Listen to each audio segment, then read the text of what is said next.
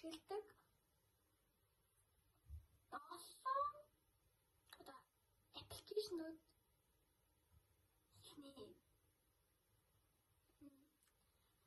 за нэгт угаасаа ойлгомжтой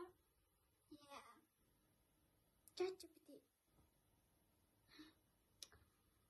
За тэгээ хоёрт нь болохоор би энийг яг цаалдаг байхгүй юу? Гуравт нь би энэ. Дөрөвт нь мэдээж. Тавт нь энийг шилдэг. Зургаатх нь энэ байна. Одоо хамгийн сүүлийнх нь болохоор угаасаа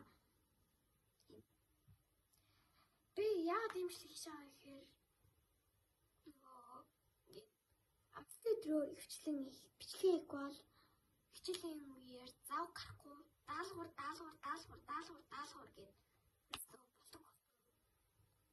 Тэгэхээр би амттай өдрөөр айл болох нэг өдөрт ингээ 2-3 бичлэг хийчихэд шууд ингээ амар амархан богинохон бичлэг хийвэл надад илүү амархан байхгүй юу?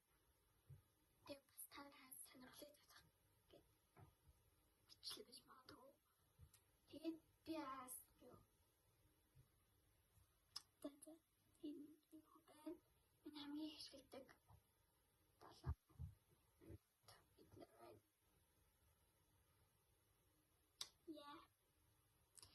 Миний бичлэгийг хүлээж үзсэн та бүхэнд баярлалаа. Дараагийн хамжлагээр уулзлаа.